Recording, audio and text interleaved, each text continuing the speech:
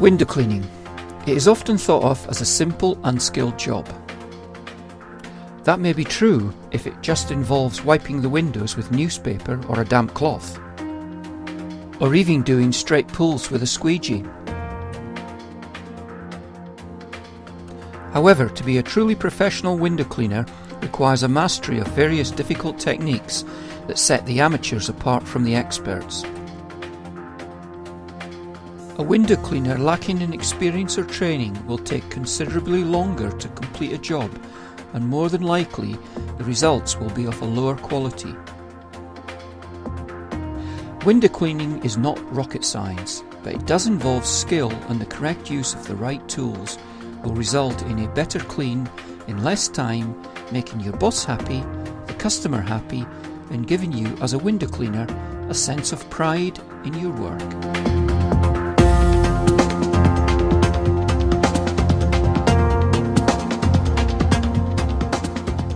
Before Ettore Stecconi invented the squeegee back in 1936, window cleaning involved a bucket of water and a chamois leather. Not anymore. Window cleaning has come a long way. Today, the 21st century window cleaner has a whole range of different tools available to choose from, according to the job at hand. As in any profession, to be truly skilled, you need to know the tools of the trade, when to use them and how to use them.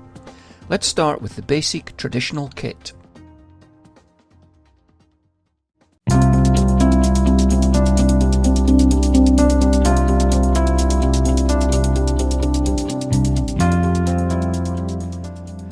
In this first volume of Advanced Window Cleaning Skills, we're going to take a look at some of the traditional tools and how to use them. Let's start with the basics. First, we have the applicator, sometimes referred to as a mop or a strip washer. A good applicator will hold plenty of water to save you going back and forth to the bucket. By using a T-bar like this one with water wells, the water is retained longer than if you were to use a smooth one. The length of the applicator to use depends on the job. A small 8-inch applicator like this is ideal for cleaning Georgian windows, but would obviously be useless on a large window like this one. The wider the window, the longer the applicator you should use, so as to cover the window more quickly. There are various types of sleeves available. The more absorbent the sleeve, the longer it will hold the water. A microfiber sleeve, like this one, is extremely absorbent. When a more aggressive clean is required, you may wish to choose a sleeve with a scrubbing strip, although you will often find that the end of the sleeve has a scrubbing patch anyway. The longest applicator typically available is 22 inches. You may prefer to use an 18-inch, which you can use on most kinds of windows and fits nicely in the bucket. Notice that he's using an oblong bucket and not a round bucket. A round bucket makes it more difficult to dip the applicator evenly and waste time, as you have to dip the applicator both ends. Even this wide oblong bucket doesn't accommodate the length of a 22-inch applicator, and so it leaves a dry area in the centre of the sleeve. You can rub over the sleeve with your hands or a squeegee to soak the full length of the applicator. Another advantage of a bucket like this is the accessories available. A sieve, for example, is handy for carrying a selection of channel lengths and squeezing out water from the mop. There are various types of cleaning solution available.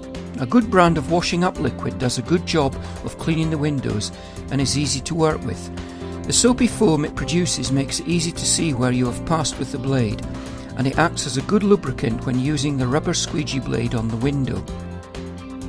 Be careful not to use too much soap. Too much soap will leave a sticky residue on the window, meaning dirt will quickly build up again. It does require a more skillful hand with the squeegee, since it is not as lubricating as washing up liquid, and the blade is not as easy to turn. You may wish to add a few drops of washing up liquid to give it some slip until you get used to it, but don't overdo it to the point that it becomes frothy. That would defeat the object. Let's take a closer look at the squeegee itself. The squeegee is made up of three parts: the handle, the channel and the rubber blade.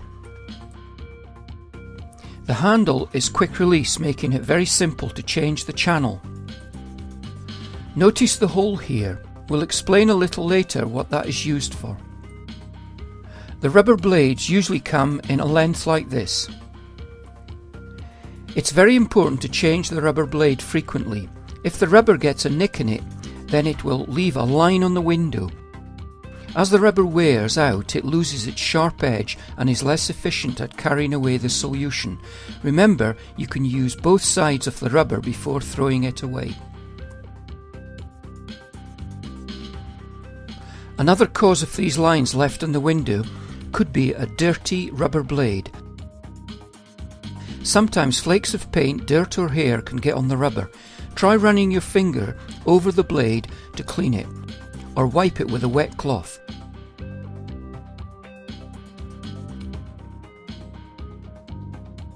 If necessary, take the rubber out and wash it in the bucket.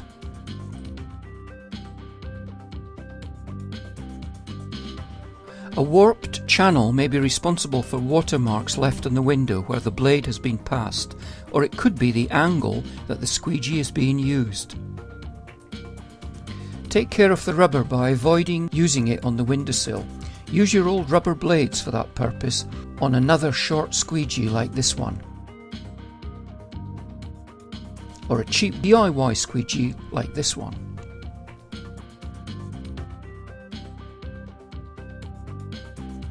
To cut it to size, put the rubber on a flat surface and straighten it out with the channel.